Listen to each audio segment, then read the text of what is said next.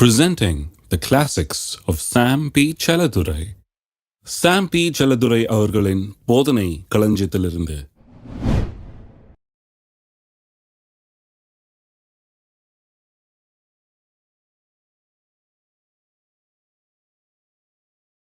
ரோமர் 5:17 அல்லாமலும் ஒருவனுடைய மீறுதல்னாலே அந்த ஒருவன் மூலமாய் மரணம் ஆண்டு கொண்டிருக்க கிருபையின் பரிபூர்ணத்தையும் நீதியாகிய ஈவின் பரிபூர்ணத்தையும் பெறுகிறவர்கள் இயேசு கிறிஸ்து எனும் ஒருவராலே ஜீவனை அடைந்து ஆளுவார்கள் என்பது அதிக நிச்சயமாமே. நம்ம ராஜாக்கள், ஆளுகிறவர்கள், இந்த பூமியில் ஆளுகிறவர்கள், ஆளும்படியாகவே உண்டாக்கப்பட்டோம். உண்டாக்கணும்னா ஆண்டுகொள்னாரு. கர்த்தர் வாயை திறந்து முதல் வார்த்தை அவனுக்கு சொன்னது, மனுஷனுக்கு சொன்னது ஆண்டுகொள்னு சொன்னதுதான், வேற ஒன்றும் கிடையாது. அவன் ஆசீர்வதித்து ஆண்டுகொள்னாரு. அப்ப மனுஷன் உண்டாக்கப்பட்டது நோக்கமே அவன் ஆண்டு கொள்ள வேண்டும் என்கிற நோக்கத்தோடு தான் உண்டாக்கப்பட்டான். அந்த ஆளுகை இழந்து போனான் பிசாசின் இடத்துல. பிசாசு பின்னால கொக்கரிக்கிறான், இயேசு விட்டே வந்து இந்த பூமியின் ராஜ்யங்கள் எல்லாம், அந்த மகிமை எல்லாம், ஆளுகை எல்லாம் என்னிடத்துல கொடுக்கப்பட்டிருக்கிறது, என்ன பாத்துல விழுந்து நீ வணங்கினா நான் உம்மிடத்துல கொடுப்பேன்றார். இயேசு அவனை பார்த்து இல்ல உங்க கொடுக்கப்படலன்னு சொல்லல, ஏன்னா பிசாசு ஆண்டு கொண்டிருக்கிறான், அவன் இந்த பூமிக்கு அதிபதியாய் இருக்கிறான் என்பதுதான் உண்மை. அதனாலதான் இந்த பூமி இப்ப வித்தியாசமானதா இருக்குது. வியாதியும் தரித்திரமும் நிறைந்த உலகமா இருக்கிறது. இங்க வாழுகிற மனுஷர்கள் அதை அனுபவிக்கிறார்கள். ஏன்னு சொன்னா பிசாசு ஆளுகிற உலகமா இருக்குது. இந்த உலகத்துல இயேசு வந்து வேற விதமா வாழ்ந்து காமிச்சார். இந்த உலகத்துல வந்ததுனால அவரும் சரி நான் வந்துட்டேன் இந்த உலகத்துல நான் இப்படியே வாழ்ந்துக்கிறேன் இல்ல, கிடையாது. அவர் ஆளுகிறவராய் இருந்தார். பார்த்தோம், அவர் ஆளுகிறவராய் இருந்தார். வியாதியை ஆண்டு கொண்டார், பிசாசு ஆண்டு கொண்டார், கடலை ஆண்டு கொண்டார், காற்றை ஆண்டு கொண்டார், எல்லாத்தையும் ஆண்டு கொண்டார். ஆண்டு கொண்டது மட்டுமல்லாமல் நம்மையும் ஆண்டு கொள்ள சொல்லி இருக்கிறார். அதுதான் இன்னைக்கு பார்க்க போறோம். லூக்கா 9ஆம் அதிகாரத்துக்கு திருப்புங்கள். 1ஆம் வசனம். அவர் தம்முடைய 12 சீஷரையும் வரவழைத்து சகல பிசாசுகளையும் துரத்தவும் வியாதியஸ்தரை குணமாக்கவும் அவர்களுக்கு வல்லமையும் அதிகாரமும் கொடுத்து தேவனுடைய ராஜ்யத்தை குறித்து பிரசங்கிக்கவும் பிணியாளிகளை சொஸ்தமாக்கவும் அவர்களை அனுப்பினார். நல்லா கவனிங்க. நீங்க நிறைய இடத்துல எப்படி சொல்றாங்க, நீ கை வச்சாத பிசாசு ஒன்னு அடிச்சிடும். அம்மா விசுவாசி கை வைக்க கூடாது, நீ பாஸ்டர்ட்ட சொல்லி அனுப்பு, நாங்க வருவோம், ஏன்னா ஒன்னு அடிச்சிரும், அது ஒன்ன கடிச்சிரும். இதே இப்ப விசுவாசி பாவம் பயந்து இருக்கிறாங்க, அவர்கிட்ட சொல்லிடுவோம், ஏன்னா இதை அடிச்சு இடிச்சு கடிச்சு போட போகுது அப்படின்னு பயத்திலே இருக்கிறாங்க. இதெல்லாம் நம்புறோம் பாருங்க, ரொம்ப தரவா நம்புறோம். என்னென்ன இதெல்லாம் பண்ணி வச்சிருக்காங்க பாருங்க. ஆனா நான் கர்த்தர் சொன்னதை வாசிக்கிறேன். கர்த்தர் என்ன சொல்றாரு, 12 பேரை கூப்பிட்டு சகல பிசாசுகளையும். ஒருத்தர் சொல்றாரு அந்த பிசாசு வேற பிரதர், நீங்க இந்த பிசாசெல்லாம் ஓட்டிருக்கலாம், அந்த சகல பிசாசுகளையும். ஹலோ, இது வந்து அந்த ஸ்டேட் பிசாசு பிரதர். எந்த ஸ்டேட்டா இருந்தா, எந்த கண்ட்ரி பிசாசா இருந்தா, ஒருத்தர் சொல்ல இது ஆப்பிரிக்கா பிசாசு, எந்த பிசாசா இருந்தா சகல பிசாசுகளையும். இருக்கீங்களா? எப்படி சொன்ன விளங்குது பாருங்க. இதெல்லாம் எனக்கு ரொம்ப நாளைக்கு பிறகுதான் விளங்க. நான் அதை தான் நம்பினேன். அடிச்சா நம்மளை கடிச்சு விடுவது பார்த்து பேய்கிட்ட பக்கத்துல போக கூடாது, நான் தூரமா நின்னுக்கு வைப்போம், ஏன்னா நமக்கு என்னத்துக்கு நம்மளை போட்டு எதையா பண்ண போகுது அப்படின்னு.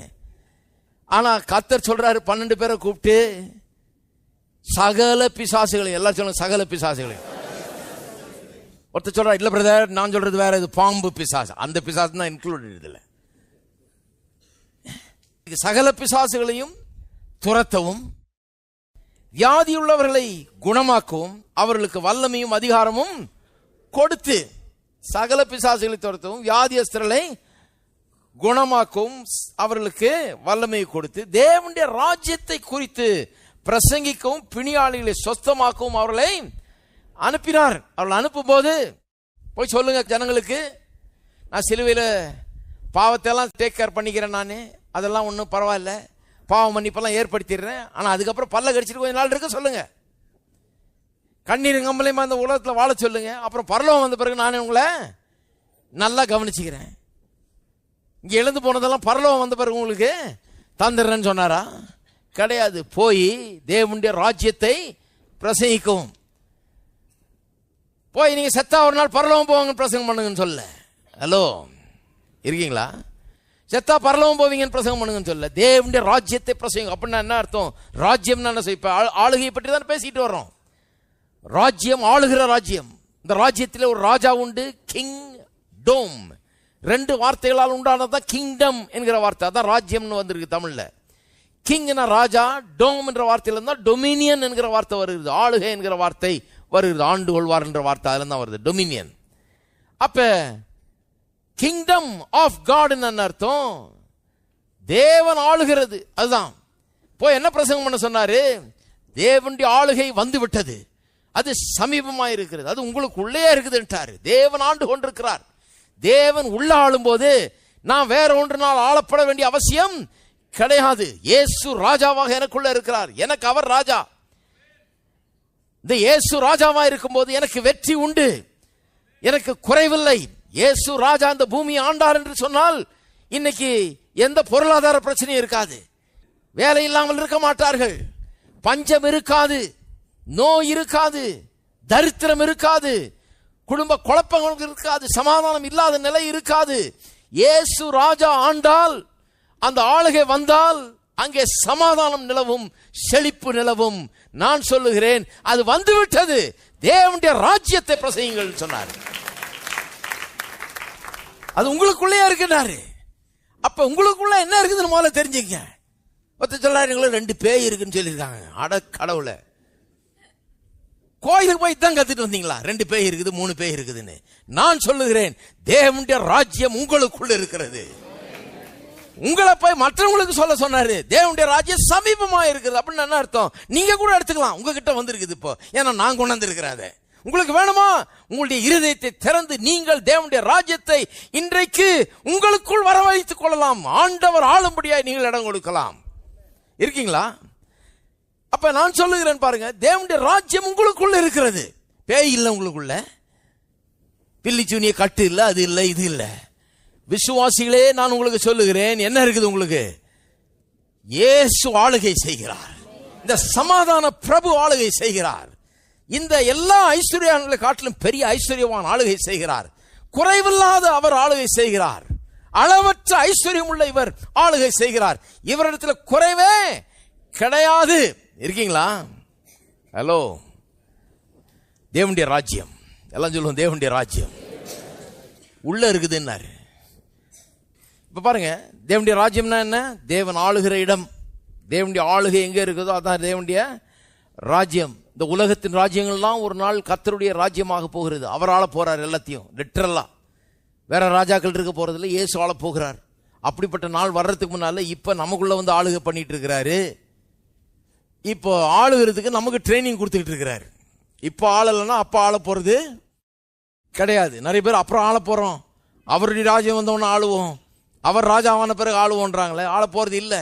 ஏன்னா இப்ப ஆண்டாதான் அப்ப ஆள முடியும். இப்ப ட்ரைனிங்ல இருக்கணும் இல்லையா? ஜெபம் பண்ணும்போது கூட சொல்லி கொடுத்தார் இல்லையா? பரலோகத்தில் இப்படி சித்தம் செய்யப்படுவது போல பூமியிலேயும் இப்படி சித்தம் செய்யப்படுவதாக. அதான் தேவனுடைய ராஜ்யம்னு சொன்னா, தேவன் சித்தம் செய்யப்படுகிற ஒரு இடம். தேவனுடைய ராஜ்யத்தில் பஞ்சம் இல்லை, அது இல்லை, இதில் ஒரு தீமையும் கிடையாது. பாருங்க, ஏன்னு சொன்னா அவருடைய சித்தம், அவருடைய சித்தத்தில் அதெல்லாம் கிடையாது. அவருடைய சித்தத்தில் பஞ்சம் கிடையாது, அவருடைய சித்தத்தில் நோய் கிடையாது, அவருடைய சித்தத்தில் மரணம் கிடையாது, அவருடைய சித்தத்தில் எல்லா விதமான தீமைகளும் கிடையாது, ஒன்றும் கிடையாது. அவருடைய சித்தம், அவருடைய சித்தம் செய்யப்படுகிறது என்று சொன்னால் அங்கே தேவனுடைய சித்தம் எல்லா நன்மைகளையும் உள்ளடக்கியதாக இருக்கிறது. இப்ப உலகத்துல பிசாசு ஆண்டு கொண்டிருக்கிறதுனால, அவன் இந்த உலகத்தின் அதிபதியா இருந்து கொண்டிருக்கிறதுனால இன்னைக்கு எல்லா தீமையும் உலகத்தில் ஆண்டு கொண்டிருக்கிறது. ஏன்னு சொன்னா பிசாசு தான் அந்த உலகத்தை ஆண்டு கொண்டு இருக்கிறான். இதன் மத்தியில் நாம வாழ்ந்துகிட்டு இருக்கிறோம். நமக்கு சொல்றாரு, நீ ஆண்டுகொள். ஏன்னா நீ நீதியாகிய ஈவின் பரிபூர்ணத்தை பெற்றிருக்கிற. நீதியாகிய ஈவிய கொஞ்சம் லேசா பெற்றிருக்கிறன்னு சொல்லல, நீதியாகிய ஈவின் பரிபூர்ணத்தை, அதன் நிறைவை நீ பெற்றிருக்கிற. ஆகவே நீ ஆளுவது அதிக நிச்சயம். மரணம் ஆண்டது நிச்சயம், நிச்சயமா ஆண்டிச்சு மரணம். பிசாசு ஆண்டது நிச்சயம், பாவம் ஆண்டது நிச்சயம். நீ ஆள்றது அதை விட அதிக நிச்சயம்ன்றாரு. ஏனென்றால் நீதியாகிய பரிபூர்ண ஈவை நீ பெற்றிருக்கிறாய். இருக்கீங்களா? அப்ப நம்ம ஆள சொல்றாரு. ஆகவே இந்த பூமியிலே நாம் ஆளுவது ரொம்ப அவசியம். இந்த பிசாசு ஆளும் இந்த பூமியிலே நாம் ஆளுகை செலுத்துவது ரொம்ப அவசியம். ஏனென்றால் இங்க தேவனுடைய ஸ்தானாபதிகளா இருந்து நாம் ஆளுகை செய்ய வேணும் சொல்றாரு. சொன்ன உடனே அவங்களுக்கே ஒரு மாதிரி இருந்திருக்கும்னு நினைக்கிறேன். பேதுருவுக்கெல்லாம், பேதுரு யோவான் கேட்டிருப்பார். பேதுரு, எப்பா நல்லா கேட்டியா நீ? அப்படியா சொன்னாரு அவரு. சகல பிசாசுகளையும் சொன்னாரா? சில ஊர் பிசாசெல்லாம் ரொம்ப மோசமான பிசாசாச்சே அது சொன்னாரா? இல்லை, அவன் சொல்லியிருப்பான், இல்லை சகல பிசாசு. நான் நல்லா கேட்டேன்பா, சகல பிசாசுன்னாரு. வியாதியஸ்தில் எல்லாரும் சோமாக சொன்னார். ஆமா, எல்லா வியாதியும் சோமாக சொன்னாரு. உண்மையாவே சொன்னாரா? ஆமா சொன்னார். தோமா சொல்லியிருப்பான், நம்பவே முடியல. அப்படியா சொன்னார்? நம்மளையா சொன்னாரு? 6ஆம் வசனம், அவர்கள் புறப்பட்டு போய் கிராமங்கள் தோறும் திரிந்து எங்கும் சுவிசேஷத்தை பிரசங்கித்து பிணியாளிகளை குணமாக்கினார்கள். போய் என்ன பண்ணிட்டாங்க, சரி சொல்றாருன்னு சொல்லிட்டு செய்ய ஆரம்பிச்சிட்டாங்க. செஞ்சா போய் குணமாக்கினார்கள். இவங்க போய் குணமாக்குறாங்க பாருங்க. இந்த 12 சீஷர்கள் போய் குணமாக்குகிறார்கள். 10ஆம் வசனம், அப்போஸ்தலர் திருப்பி வந்து தாங்கள் செய்த யாவையும் அவருக்கு விவரித்து சொன்னார்கள். அப்பொழுது அவர் அவர்களை கூட்டிக் கொண்டு தனித்திருக்கும்படி பெத்சாய்தா என்னும் பட்டணத்தை சேர்ந்த வனாந்திரமான ஒரு இடத்திற்கு போனார். ஜனங்கள் அதை அறிந்து அவர் பின்னே போனார்கள். அவர்களை அவர் ஏற்றுக்கொண்டு தேவனுடைய ராஜ்யத்தை குறித்து அவர்களுடனே பேசி சொஸ்தம் அடைய வேண்டும் என்றிருந்தவர்களை சொஸ்தப்படுத்தினார். தேவனுடைய ராஜ்யத்தை சொல்லும் போதே சொஸ்தம் ஆகுது. அங்க ராஜ்யத்தோட இதுவும் கூட இருக்குது. ஏன்னா ராஜ்யமும் சொஸ்தமும் ஒண்ணு. அப்ப பாருங்க எப்படி கர்த்தர் பண்றாருன்னு. ராஜ்யத்தை பிரசங்கம் பண்ணுங்கன்னாரு, கூடவே சுகமும் ஆக்குங்கன்னாரு. ஏன்னா சுகம் தேவனுடைய சித்தம். ஒருத்தர் பிரசங்கம் பண்ணார், நான் கேட்டேன் பாருங்க, ஏன் கர்த்தர் வியாதியை தருகிறார் என்பதுக்கு 7 காரணங்கள். இது 70 காரணம் ஏற்கனவே எல்லாம் சொல்லிட்டு இருக்கிறாங்க. இவர் 7 காரணம் சொல்றாராம். 7 காரணங்கள் ஏன் கர்த்தர் வியாதியை தர்றாருன்றதுக்கு 7 காரணம். இதே ஒரு பிரசங்கம் பாருங்க. நான் நினைச்சேன் சோறே கொடுக்க கூடாது இவருக்கு. கர்த்தர் போய் தேவனுடைய ராஜ்யத்தை பிரசங்கம் பண்ணியான்னு சொன்னா, வியாதியஸ்தர்களுக்கு சுகத்தை பிரசங்கம் பண்ணு, தரித்திரருக்கு சுவிசேஷ பிரசங்கம் பண்ணுன்னு சொன்னா, ஏன் வியாதியை கொடுக்கிறார் கடவுள்ன்றதுக்கு 7 காரணங்கள். எவ்வளவு பெரிய துரோகம் பாருங்க. அப்புறம் கர்த்தர் ஏன் என்ன பிரதர் ஆசீர்வதிக்கல பிரதர்? இன்னைக்கு வந்த பிரசங்க யாரெல்லாம் எப்படி இருக்கிறாங்க? நான் எந்த காலத்திலேருந்து இருக்கிறேன், நான் இன்னும் இப்படியே இருக்கிறேன். அதான் பிரச்சனை. இருக்கீங்களா? சில நேரத்தில் எல்லாம் சொல்ல வேண்டியது இருக்குது. ஏன்னா சொன்னாதான் வழங்கும். இந்த மாதிரி 7 பாயிண்ட்லாம் தேவையில்லை. ஏன் கர்த்தர் சுகமாக்குவார் அப்படின்றது 7 பாயிண்ட் சொல்லுங்க. 70 பாயிண்ட் சொல்லுங்க, உட்காந்து கேட்கலாம். ஏன் கர்த்தர் வியாதியை தர்றாருன்னு, அப்ப ஊர்ல இருக்க வியாதியெல்லாம் அவர் கொடுத்த வியாதியா? அப்ப அவர் வியாதியெல்லாம் பரப்புறாருன்னு சொன்னா அநேக நாடுகளுக்குள்ள இப்படிப்பட்ட ஆள் அனுமதிக்க மாட்டாங்க. ஹலோ, இமிகிரேஷன்ல போய் அப்ளை பண்ணும்போதே வியாதி என்னது மாதிரி இருக்கான்னு கேட்கறான். அங்க போய் நிரந்தரமா குடியேறணும்னா முதல்ல போய் பெரிய பிளட் டெஸ்ட் எல்லாம் எடுத்துட்டு வந்து ஒன்னும் இல்லைன்னு காமிக்கணும். ஏன்னா உங்க வியாதியெல்லாம் அங்க கொண்டு போய் சேர்க்க கூடாது. நீங்க தொற்று வியாதி எல்லாம். ஹலோ, ஊருக்குள்ளே விட மாட்டாங்க இவரை, நாடுகளுக்குள்ளே சேர்க்க மாட்டாங்க, வீடுகளுக்குள்ள சேர்க்க மாட்டாங்க. இவரா வியாதியை தர்றாரு? நான் சொல்றேன், இவர் வியாதியை தரலங்க. வியாதி இந்த உலகத்துல இருக்குது. இது பாவ உலகம். பாவம் வந்து புகுந்தது, அதோட மரணம் வந்து புகுந்துருச்சு. மரணம்னு சொன்னா அதுல வியாதி கீதி எல்லாம் இன்க்ளூடட் வந்து புகுந்துருச்சு. என்ன பண்றது? இருக்குது. அதான் அப்படி சொல்லணுமோ ஒழிய கடவுள் தான் தர்றாருன்னு சொல்ல கூடாது. இது பாவ உலகத்துல வியாதி வந்து புகுந்துருச்சு. அதனால இன்றைக்கு மனிதர்கள் வியாதிப்படுகிறார்கள். ஆனா கடவுளுடைய சித்தம் சுகம் என்பதிலே நிச்சயமாயிருங்கள். கடவுள் சுகத்தை விரும்புகிறார். கடவுளுடைய சித்தம் சுகம் தான் பாருங்க. அதனால தேவனுடைய ராஜ்யத்தை பிரசங்கம் பண்றாரு. தேவனுடைய ராஜ்யம் நம்ம சுகமும் கூட வருது. இல்ல கர்த்தர் சில நேரங்களில் வியாதியை தருகிறார் சில நோக்கங்களோடு. அதெல்லாம் சொல்லவே இல்லை. எங்க இருக்குது பைபிள்ல? அதனால தான் பைபிளை எப்பவும் கையில் வச்சிருக்கணும், பார்க்கணும் இருக்குதான்னு. அவர் சொன்னார் 7 காரணம் எங்க இருக்குதுன்னு சொல்லணும், கேட்கணும். எங்க இருக்குது 7 காரணம்? எங்கேயும் கிடையாது பாருங்க. அப்ப சொஸ்தப்படுத்தினார்.